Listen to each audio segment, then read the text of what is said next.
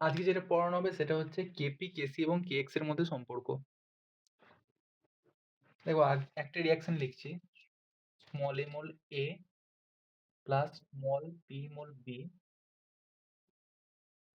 Equilibrium with small C mole C plus small D mole D.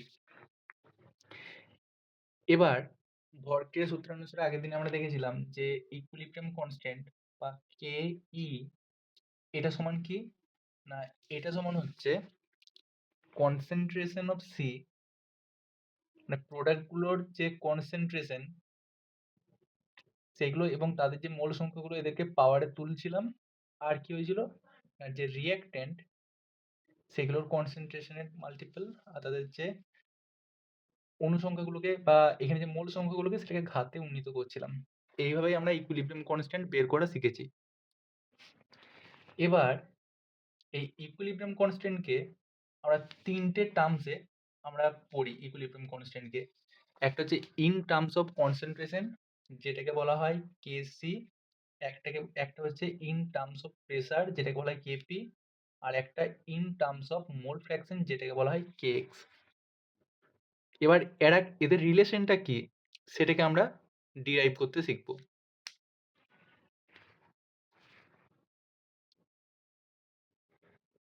First দেখো KP এবং কেসির মধ্যে সম্পর্কটা derive করব, তার জন্য এই ইকুয়েশনটাকে আমি লিখে নিলাম। এবার বলো তো কেসি সমান কি হবে না, কেসি সমান মানে ইন টার্মস অফ কনসেন্ট্রেশন যখন লিখবো, এটা তো লিখতে শিখলাম এইমাত্র।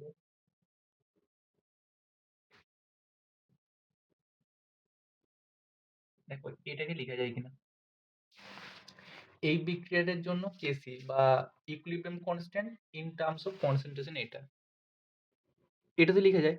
আচ্ছা এবার যদি ধরো এই যে রিঅ্যাকট্যান্ট গুলো এবং প্রোডাক্ট গুলো এরা যদি গ্যাসিয়াস হয় তখন কিন্তু আমরা কেসি এর পরিবর্তে কেপিও ব্যবহার করতে পারি।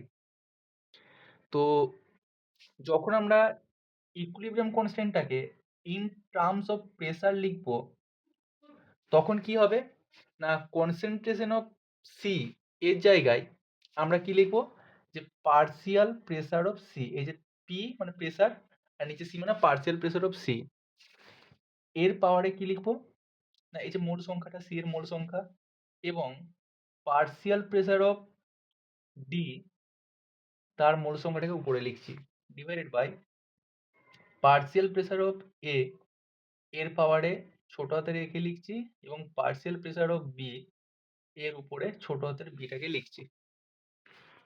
এটাকে আমরা লিখতেই পারি।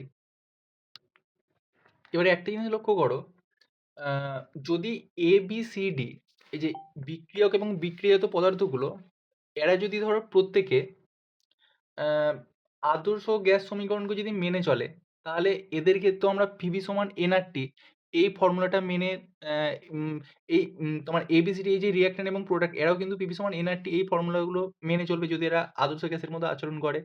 তো আদর্শ গ্যাসের সমীকরণটা কি ছিল বলতো, যে পিভি সমান এন আর টি, তাহলে পি সমান কি হবে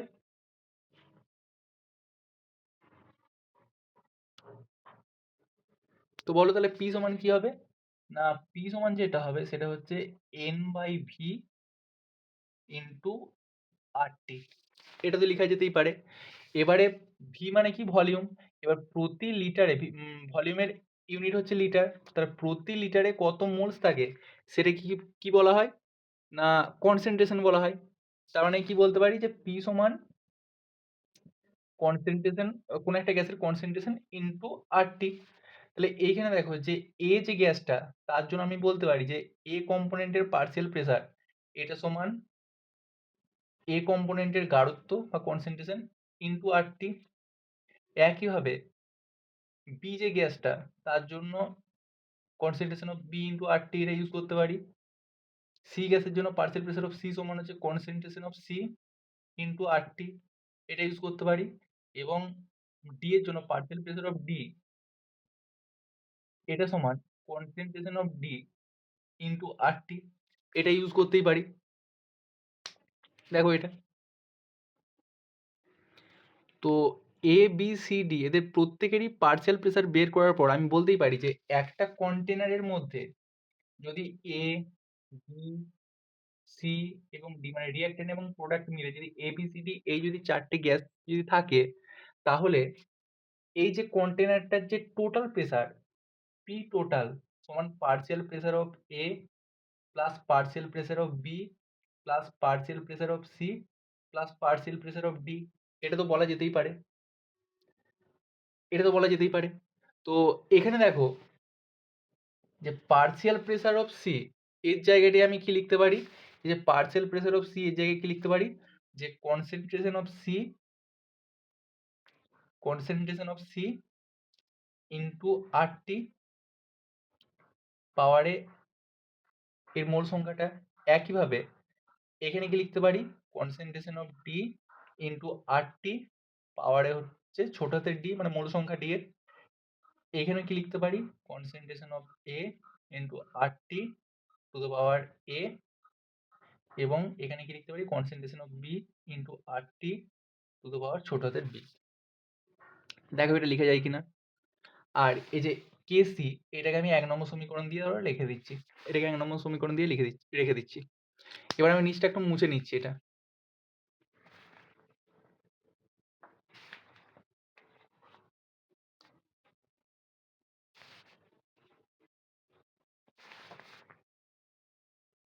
তো দেখো কেপি সমান তাহলে এটা আমরা বের করতে পারলাম।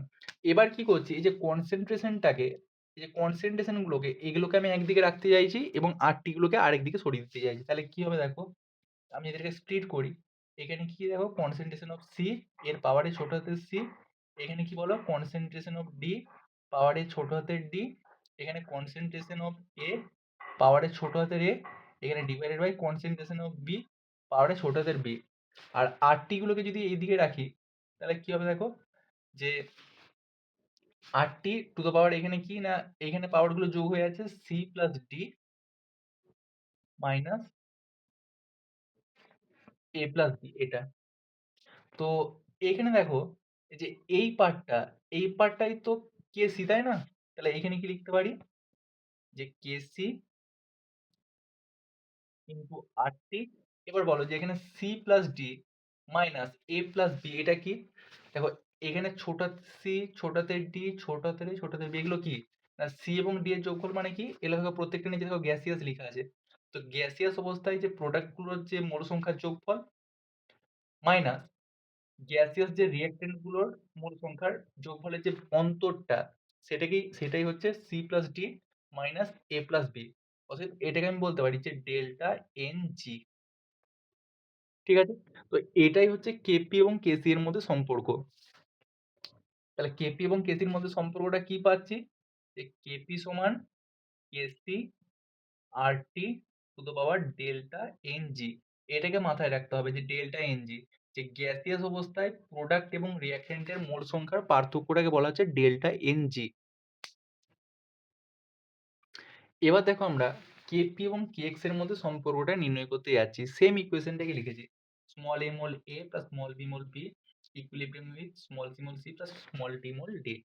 তো এখানে দেখো যে কেপি সমান কি হবে বলো, না কেপি সমান পার্শিয়াল প্রেসার অফ সি এর পাওয়ারে কি না এর মোল সংখ্যা into partial pressure of D এর পাওয়ারে এর মোল সংখ্যা divided by partial pressure of A এর পাওয়ারে এর মোল সংখ্যা divided by partial pressure of B এর পাওয়ারে এর মোল সংখ্যা।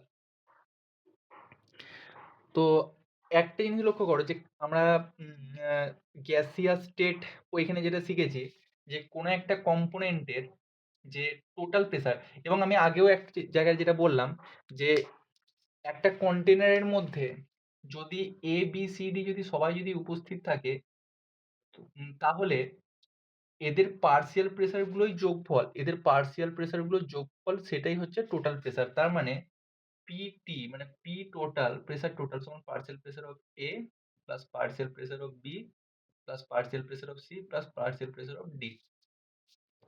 এবং গ্যাসের স্টেটে পড়েছিলাম যেটা, সেটা হচ্ছে যে কোন একটা কম্পোনেন্টের পার্শিয়াল প্রেসার এটা সমান কি হয় না তার মোল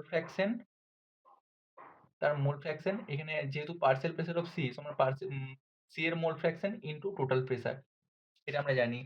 একইভাবে পার্শিয়াল প্রেসার অফ ডি এটা সমান কি না ডি এর mole fraction into total pressure. Partial pressure of A সমান কি না এ এর mole fraction into total pressure. Partial pressure of B সমান কি না বি এর mole fraction into P total. এটা কিন্তু আমরা শিখেছি। তো এটা খাতার মধ্যে একদিকে লিখে রেখে দাও, এটাকে এখনই ইউজ করবো, আমি মুছে দিচ্ছি এটা, তোমরা লিখে রেখে দাও, এখনই পুট করবো এটা।